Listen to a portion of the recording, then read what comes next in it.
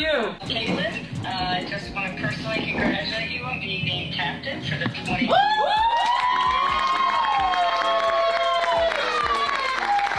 The better part of 2 years, maybe even 3 years, the mainstream media has been trying to convince us that Angel Reese is a huge star. The WNBA's Midsummer Showcase was supposed to be the crown jewel of the season, but instead, it's turned into yet another lightning rod for drama. Angel Reese finds herself watching from the sidelines while Caitlin Clark is set to captain the 2025 All-Star Game. What could have been another fiery chapter in their so-called rivalry has instead highlighted a brutal truth. Perception can only carry you so far. At the end of the day, it's about production, not PR. Fame might get you trending, but greatness is what gets you that captain's spot. Angel Reese, I'm sorry, ma'am. What makes you think that you deserve to be in the top 10 in the whole WNBA in voting? Don't you know you got to compete with Plum, Collier, Breanna Stewart, Sabrina Ionescu,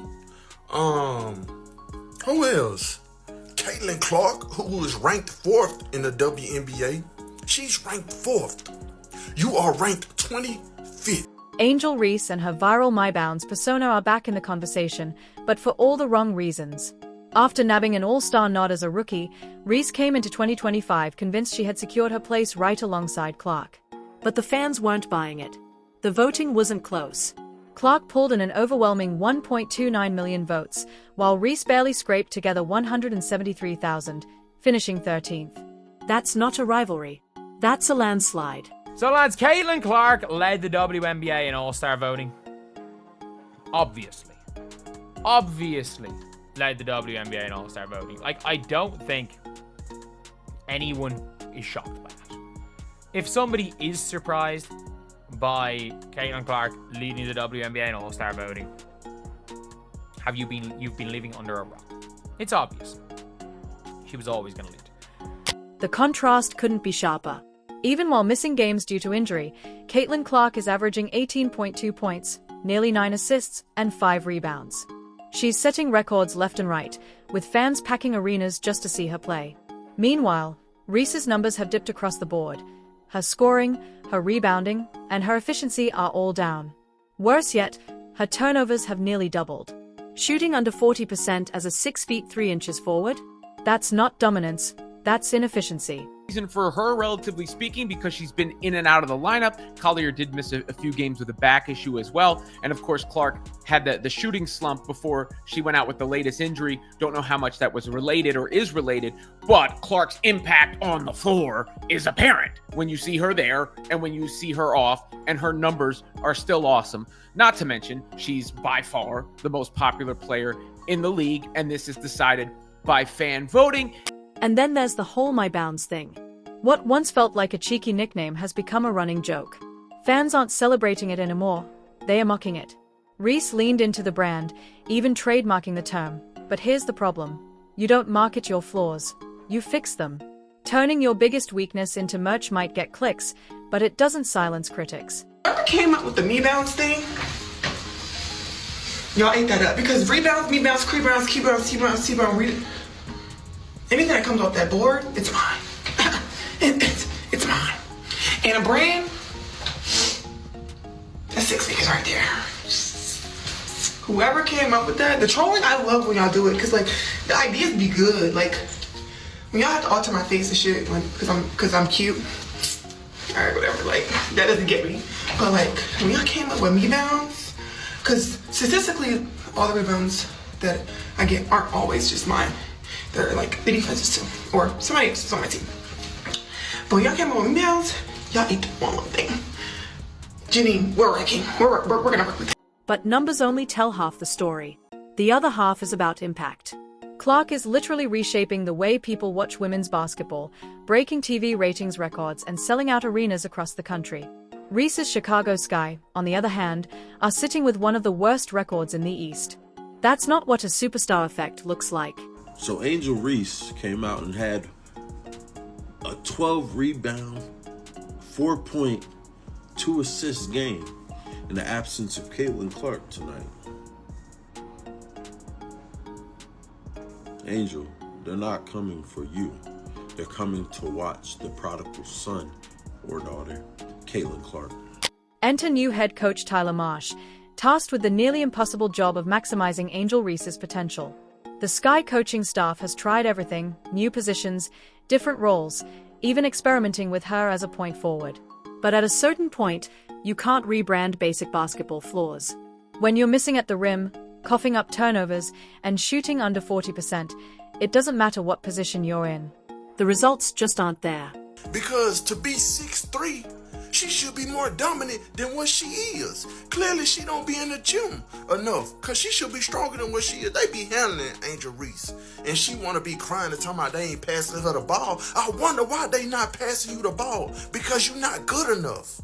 And then the Chicago Sky, you know what I'm saying, viewership, it only reaches like 1 point something million. But check this out. The highest was when they played against the Indiana. The most telling moment of Reese's season came when she was flat out benched during crunch time.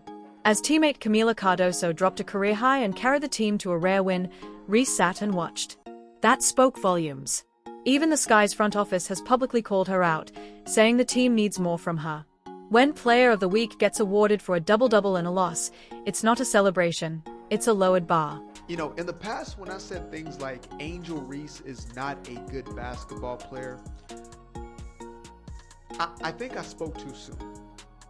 At this point, I've come to realize that Angel Reese, the self-appointed most important player in the WNBA, is not a bad player. She may be the worst player, at least whose name we actually know, right? Caitlin Clark just keeps rewriting the history books. Fastest player to 350 assists. Fastest point guard to 250 rebounds. And let's not forget, she opened the season by dropping a triple-double on, who else? Angel Reese's Chicago Sky. Clark is building a legacy while Reese is still trying to hold on to her rookie year hype. That All-Star snub wasn't just a popularity vote gone wrong. It was a reality check. Rebounds, crebounds, me-bounds, brick-ups, pray-ups, whatever the case may be.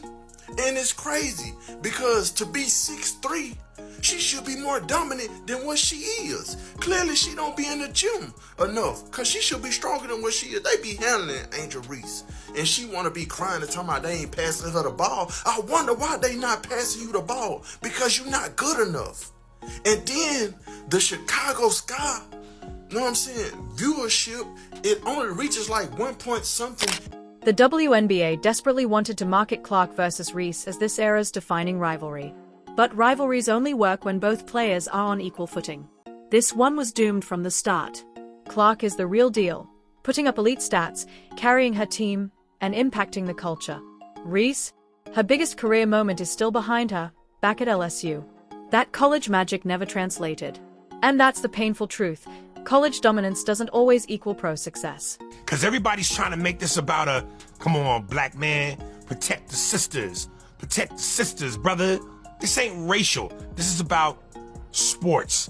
This is about athletic ability. You know what I'm saying? And when you look at Caitlin Clark's game, who's very reminiscent of a Steph Curry, based on her range and the three, plus everything else she does. And then you look at Angel Reese. Stop.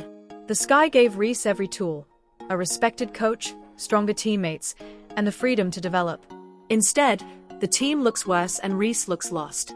She's been tried as a stretch forward, a playmaker, even a floor general. But the numbers don't lie, the turnovers pile up, the shots don't fall, and the defense isn't game-changing. You can't spin that into a success story, no matter how big your following is.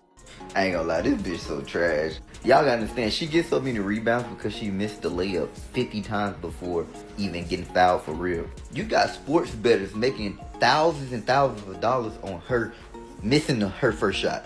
Like, how you that tall and close to the rim and you can't even make one layup, gang? They pay your ass way too much money for this shit. Meanwhile, Caitlin Clark got this bitch playing like Steph Curry. She missed so much they gave her own slogan. They call her ass me bound. I'ma miss the layup, I'ma get it, rebound, and I'ma miss the layup. What makes this harder for Sky fans is seeing Camila Cardoso blossom into the player they thought Reese would become. Smart, efficient, and a natural team elevator. Everything Reese was supposed to be. And that's why her All-Star snub shocked absolutely no one paying attention to the actual games. Coaches don't vote based on Instagram. They vote based on impact. And right now, Reese's game just doesn't measure up. You're crying on the podium about how people hate you, and then you want to get in videos like this and say, I love the trolling. Pick a side.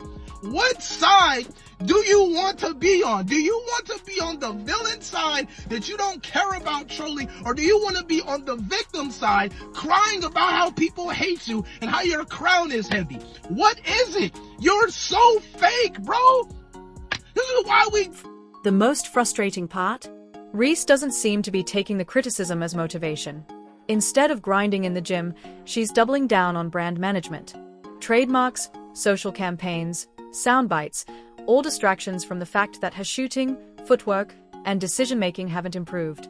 Clark, by contrast, has met every critique with work.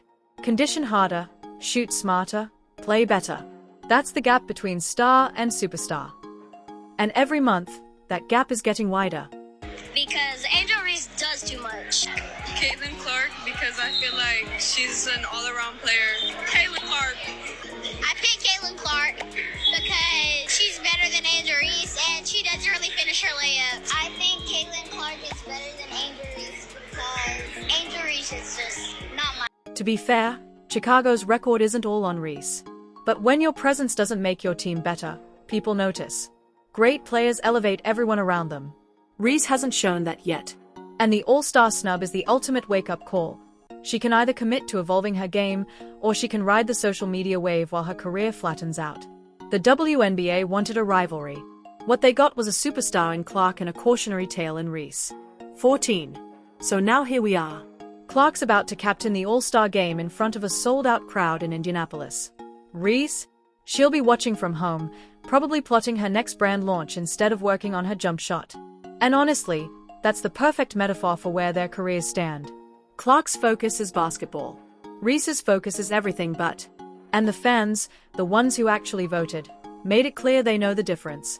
In pro sports, you can't fake greatness. You either prove it on the court, or you get left behind.